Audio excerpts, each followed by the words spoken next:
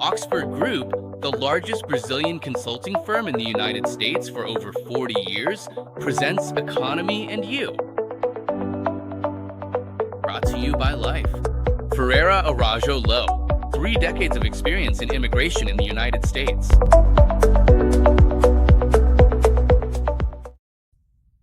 Good evening, dear listeners. Dear listeners, today we have to dive into a topic that's dominating communications around the world, which is the issue of energy. Whether it's because of the war in Iran, the shortage of energy, or whatever the reason, it's the most important topic for ensuring the future of every country, and above all, the economy as a whole. And where Brazil holds a extremely privileged position, for this program, we have the pleasure of welcoming Admiral Bento Albuquerque, who was the Minister of Mines and Energy in the previous Brazilian government. And today, without a doubt, he is one of the most prominent voices, if not the most prominent voice on energy, both in Brazil and abroad. Bento, thank you so much for being here. Thank you very much, Carlos. It's a pleasure to be here with you again to talk about this topic, which, as you rightly pointed out, is front and center these days. There isn't a single meeting you go to, social or otherwise, where energy isn't the main topic, whether it's during the day, at night, or in the afternoon. That's right. Let's take a look at the big picture. How is energy production doing in its various aspects? As of today, how's it divided up? What can we count on from each one? Look, Carlo, we're going through a process that was described as an energy transition about 20 years ago. And the main focus back then was this: to replace the energy that was predominant and still is, which is fossil energy, with renewable energy sources. The fact is, over the last 5 years, the world has experienced two energy shocks. The current global energy crisis we are facing today, which initially started with the outbreak of the war in Ukraine and has now been intensified by the war in Iran, is widely considered to be the single biggest energy shock in the entirety of recorded human history. And we remember the oil shocks we had in 73 and 79, which had a huge impact on the world at that time. And we know that energy is the foundation of all socioeconomic activity. So, any setback that happens will affect the world's development and obviously will impact policies, like I mentioned, regarding the energy transition. So today, the world is turning toward, instead of energy transition, toward energy security. Reliable energy security, that is what is absolutely essential for modern economies to keep going and for our complex societies to sustain themselves over the long term. And it's really concerning. I think this current energy shock is going to affect different countries in different ways, but one thing is certain: it will have an impact. And it's already having an impact. In this impact, you brought up a topic that, from a geostrategic and geopolitical point of view, is hugely important. Now everyone wants to know who's losing, who's winning, who's at risk.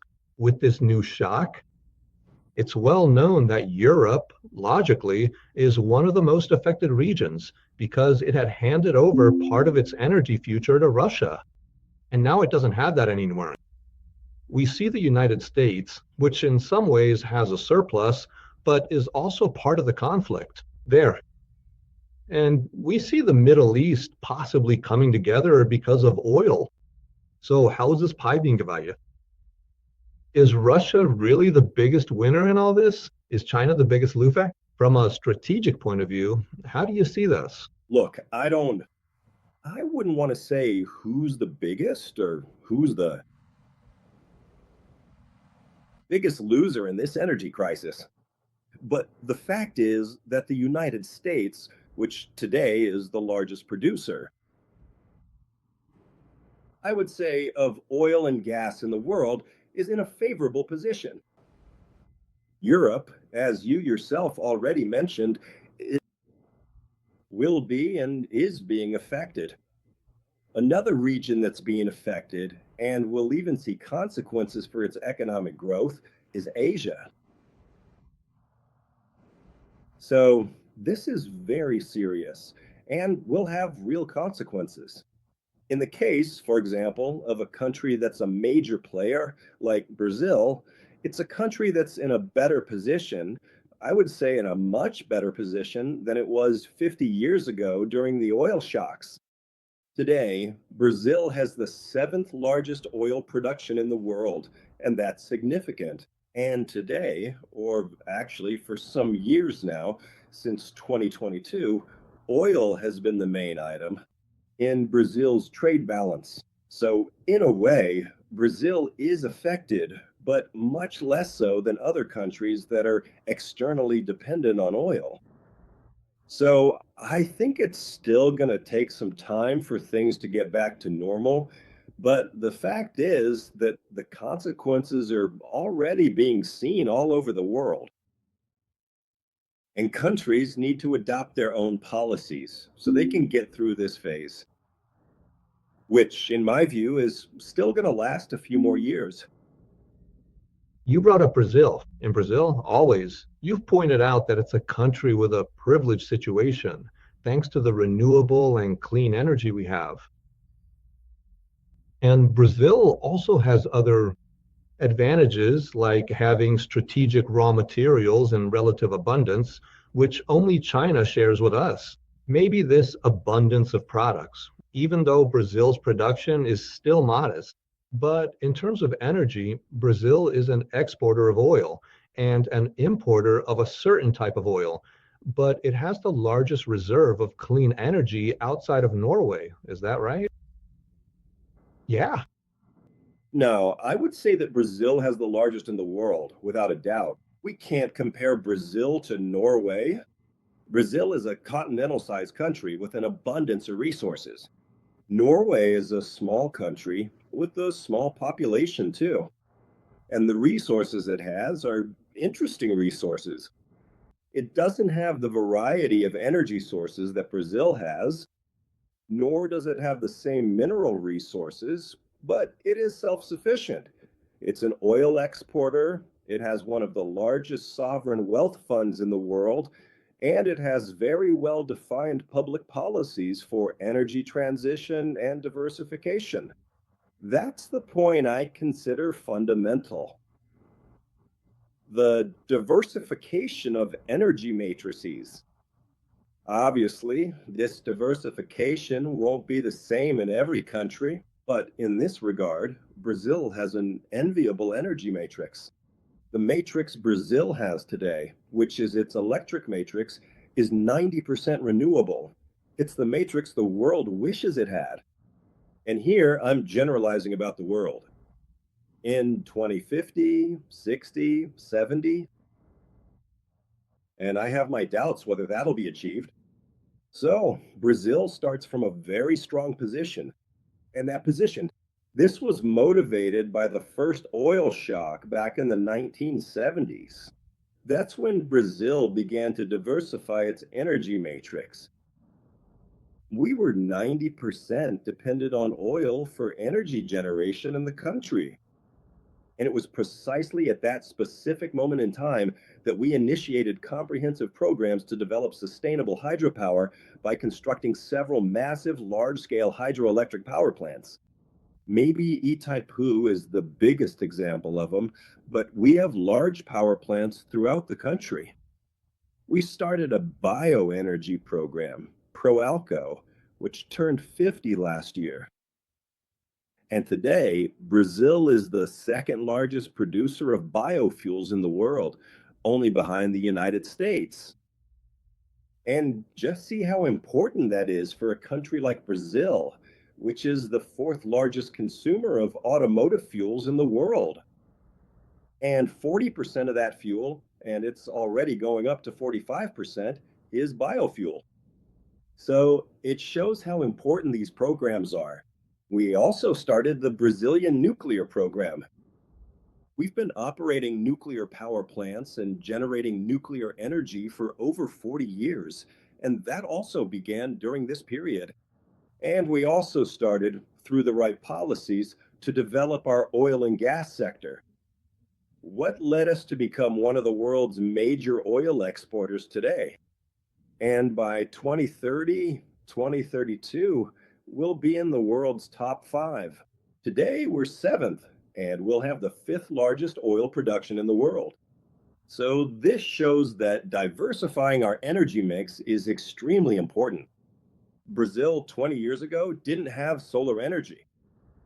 Today, a large part of our energy mix is solar and wind, and we have huge growth potential in bioenergy and hydrogen. So, all of this is very positive. And even the International Energy Agency itself, the executive director, Fatih Birol, who's a brilliant person, he now advocates for diversity as the only way to achieve energy security and move forward with the world's energy transition for an energy mix with a smaller carbon footprint. And still on the topic of oil and gas, I remember that during your administration, you were really pushing for the inclusion of gas in our production so that this wealth could be better utilized. How's Brazil doing in this area of gas itself, considering that we lost the production that had in some way been established and was supposed to be partly done in Bolivia? That's very interesting. Back in 2021, we officially approved and implemented a comprehensive new legal framework specifically designed for the natural gas industry.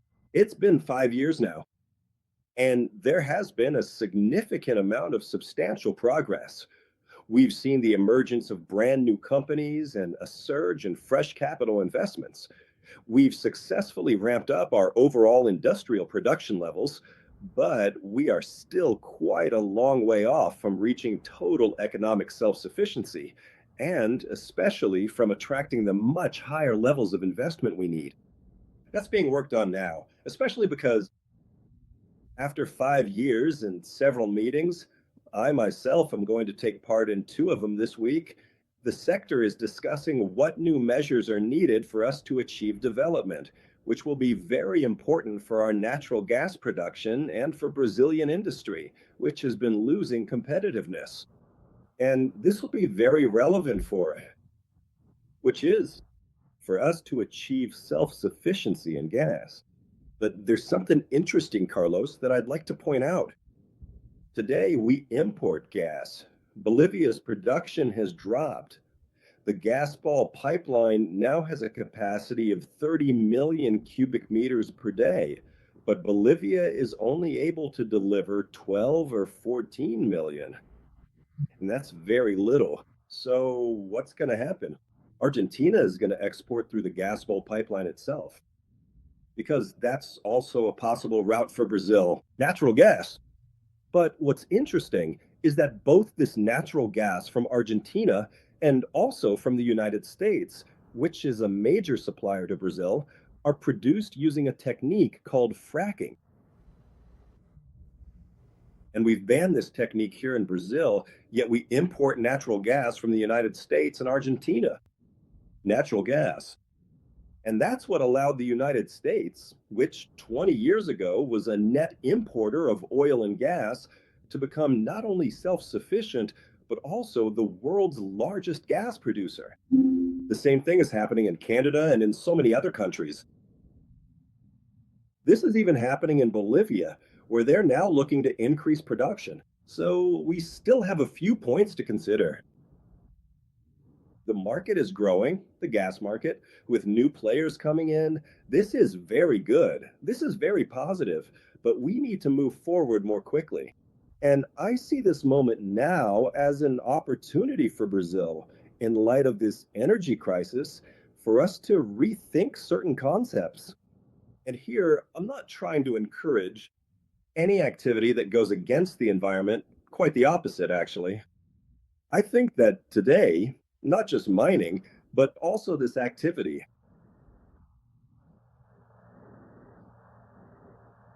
of offshore oil or even onshore oil and gas is sustainable. So I support this and I try to work to contribute so that we can move forward more quickly in this direction. In the case of Volta, still in Brazil, when it comes to energy, nuclear energy was, generally speaking, a great hero for a while. Then there were some disasters, more in the media than in reality, but they did happen. And in the end, it was practically on the back burner and even decommissioned in some countries. And now nuclear energy is once again necessary so we can move forward with this energy security. How is that in real terms, Bento?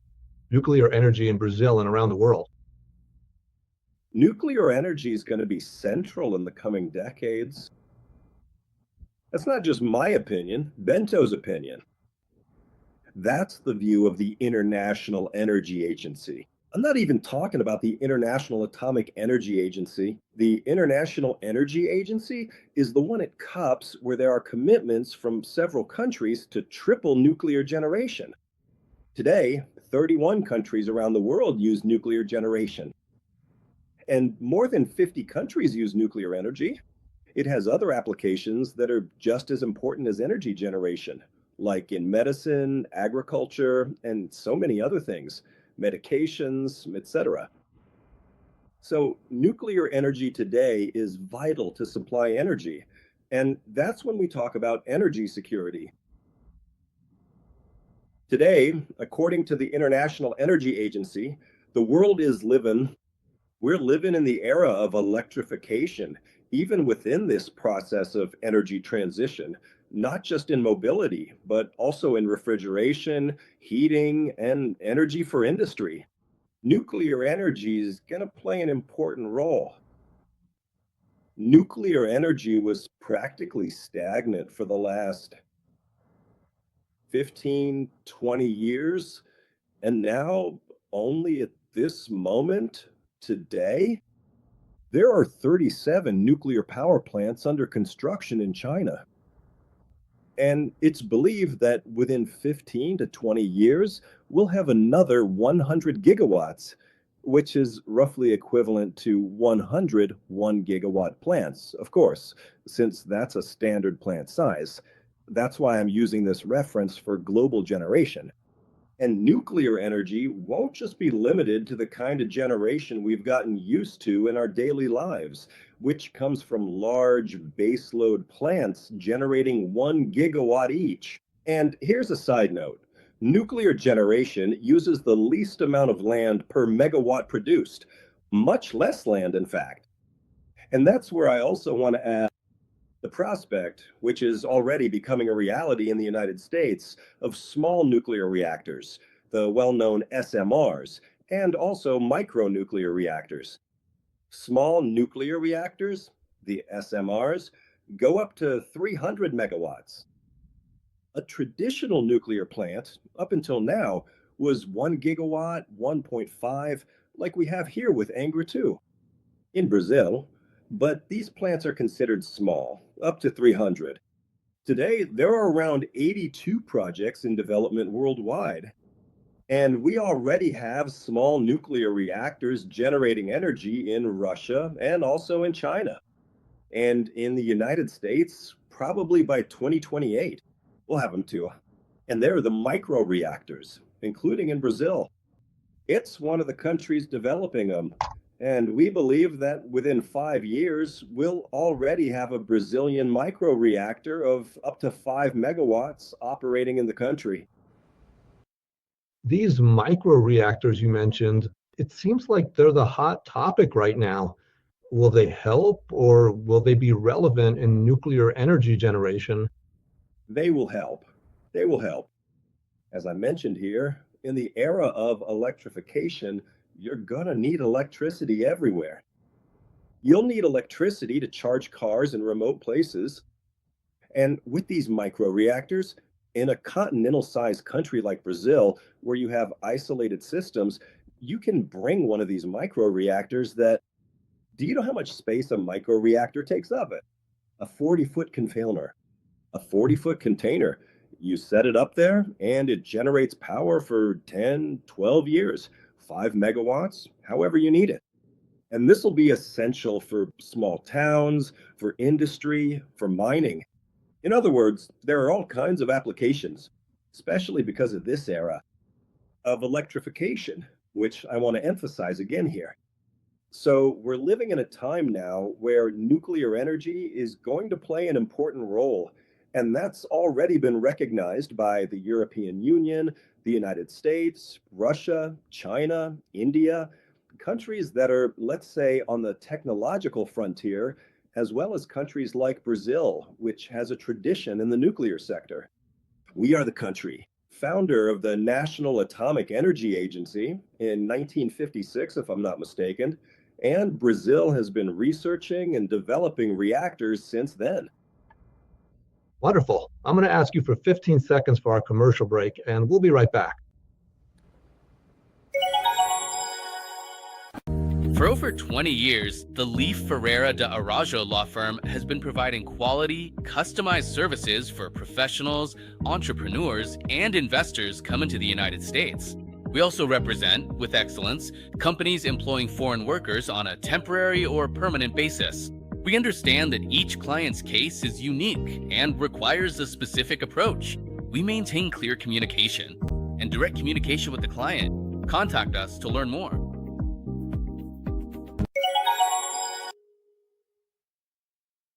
We're now back again with our dear Bento Albuquerque, great minister, great admiral. Bento, you brought up the topic of energy security. This, of course, builds on what we've always been concerned about in terms of energy, because now it has become essential for everyone. This security naturally is well established. I've read some of your articles, listened to several of your talks, and I've noticed that there will apparently be an energy shortage. How difficult will it be for us to reach the level of energy generation we need so that databases and artificial intelligence don't suffer a collapse due to lack of energy?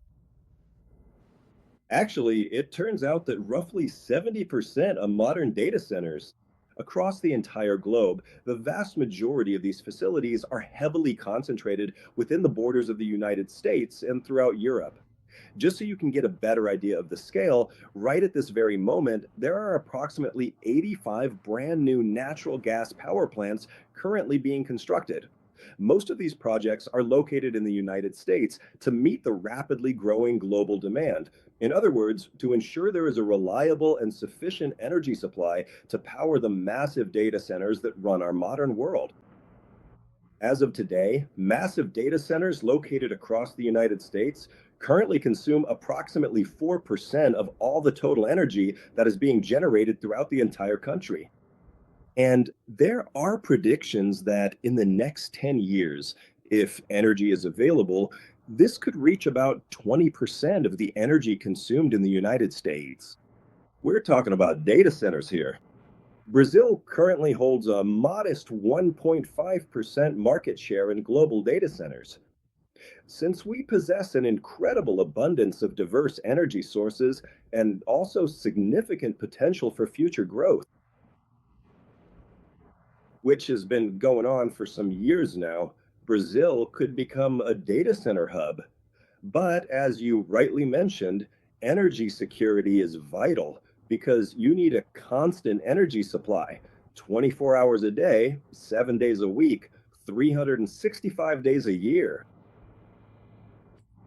In this area of data centers, apparently, from what we read here in the United States, Paraguay is positioning itself as a safe country for data centers because of its abundance of energy, which is basically generated by Itaipu, and now they have half of the production for themselves.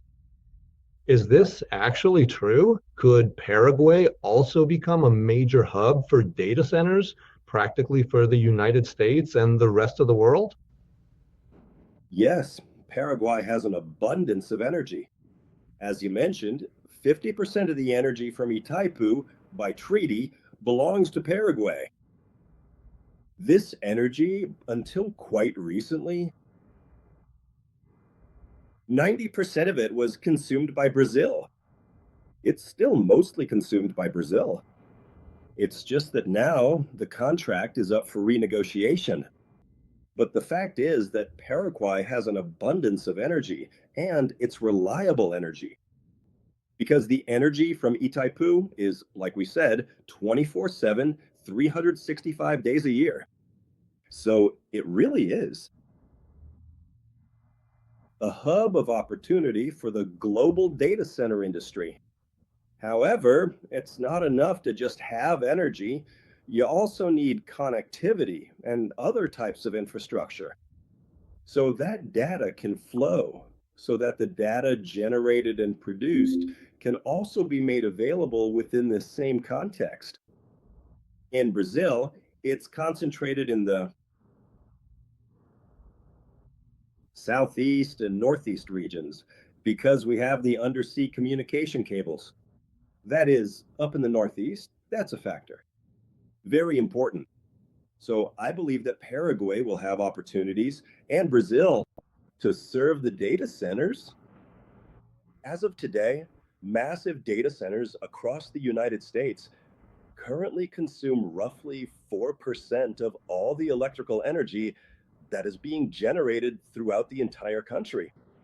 And there are forecasts that in the next 10 years, if energy is available, this could reach about 20% of all energy consumed in the United States. We're talking about data centers here. In the current global landscape, Brazil holds a modest 1.5% market share in data centers. Since we possess an incredible abundance of renewable and sustainable energy sources, and also a significant potential for future growth. That has been going on for some years now. Brazil could become, it's a data center hub. But as you rightly mentioned, energy security is vital because you need a stable energy supply 24 hours a day, 7 days a week, 365 days a year. In this area of data centers, apparently, from what we read here in the United States, Paraguay is positioning itself as the country in terms of data centers is second because of their abundance of energy, which is basically generated by Itaipu. And now they have half of the production for themselves. Is this actually true? Could Paraguay also become a major hub for data centers, especially from the United States and the rest of the world? Yes, Paraguay has an abundance of energy.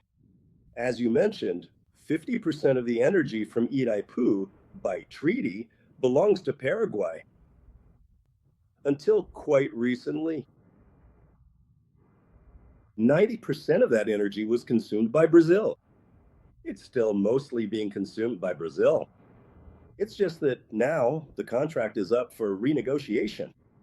But the fact is that Paraguay has an abundance of energy, and it's reliable energy because the energy from Itaipu is, like we said, available 24 hours a day, 365 days a year. So it really is a hub of opportunity for the global data center industry. However, having just energy isn't enough. You need to have connectivity. You need to have other types of infrastructure so that data can flow, so that the data generated, the data produced can also be made available within that same context. In Brazil, it's concentrated in the southeast and northeast regions because we have undersea communication cables. That is, up in the northeast, that's a really important factor.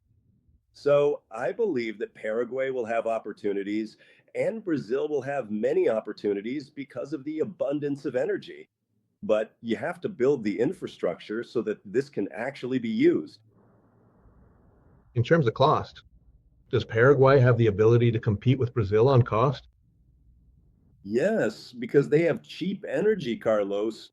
I think the cost of energy, just so you have an idea, for a data center, almost 70% of its cost is electricity.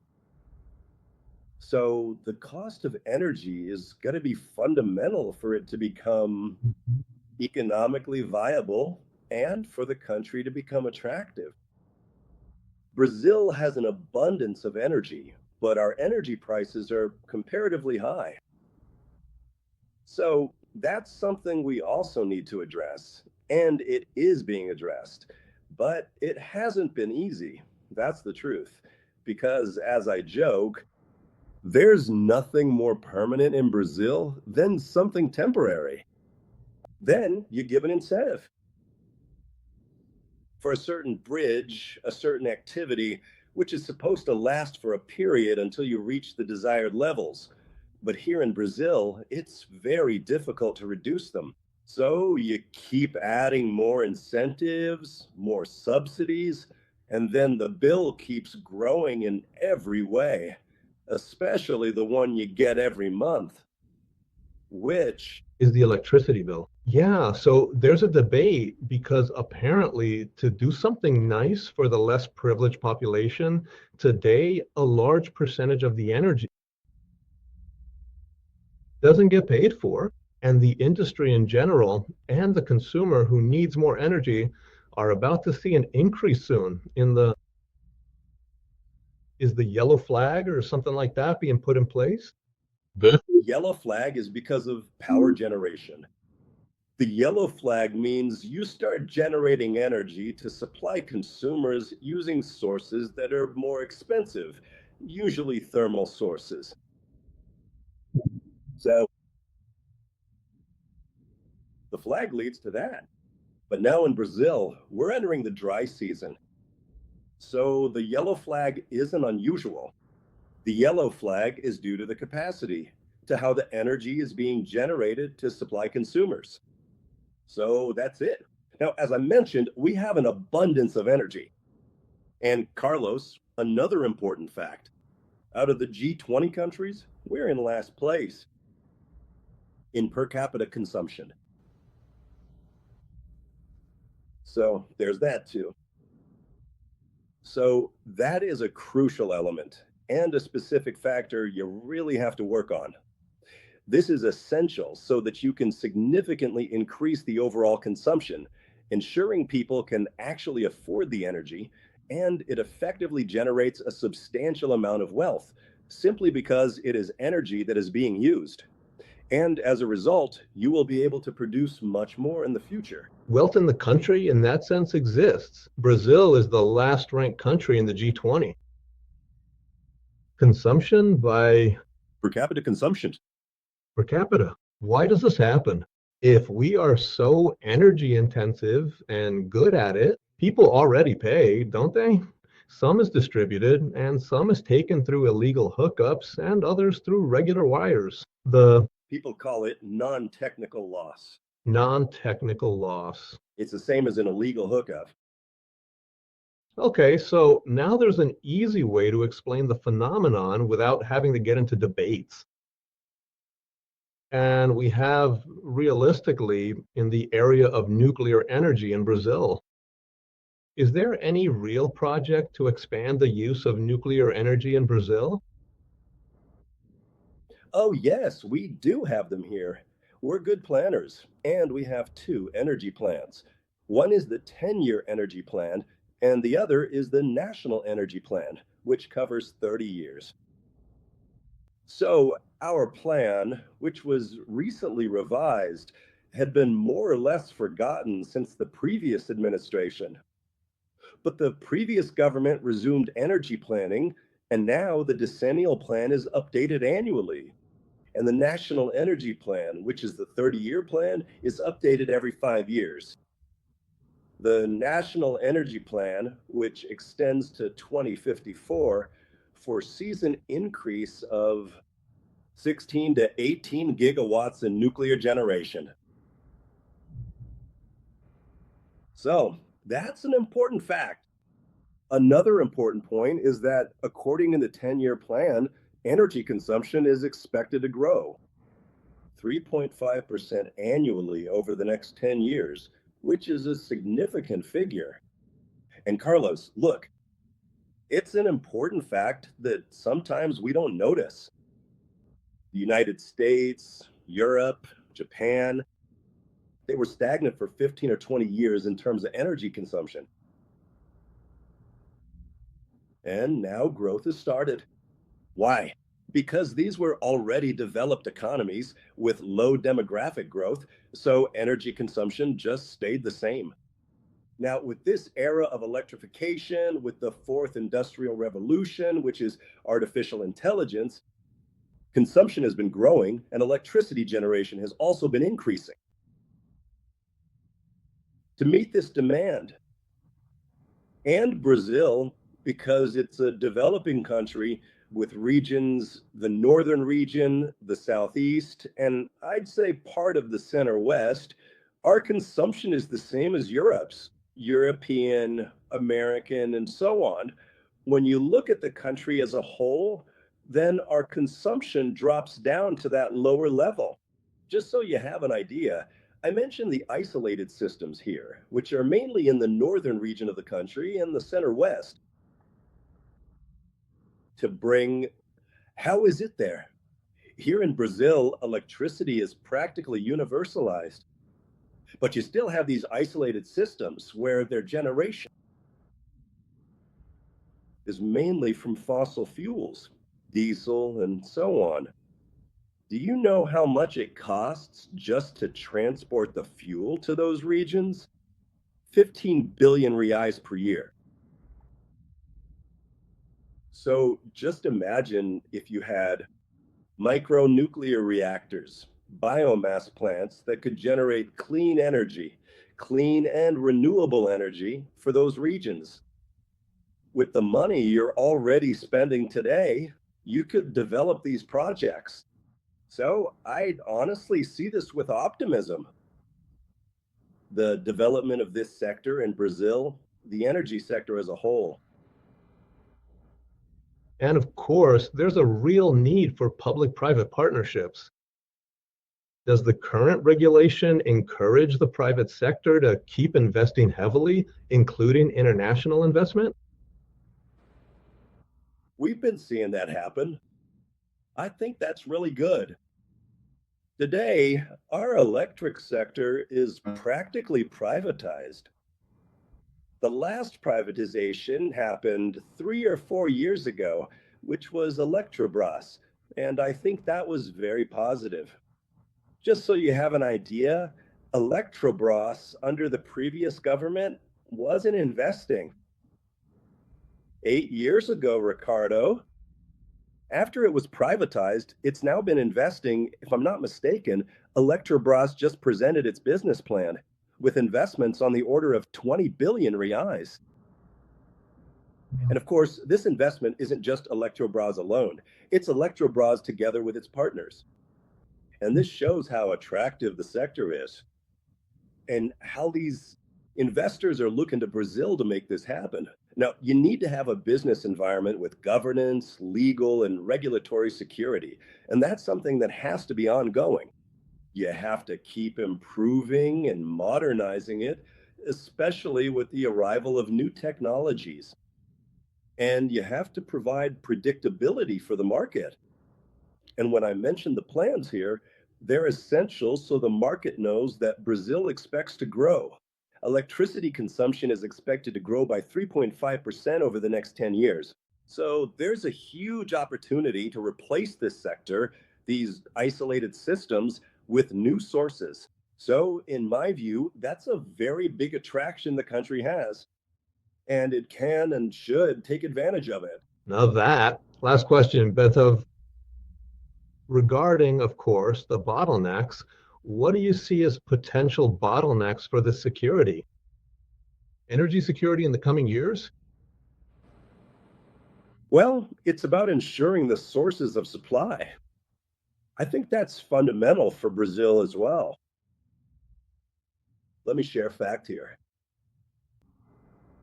Carlo, that I found out about recently, I think it was last week that I learned about this, got access to this information.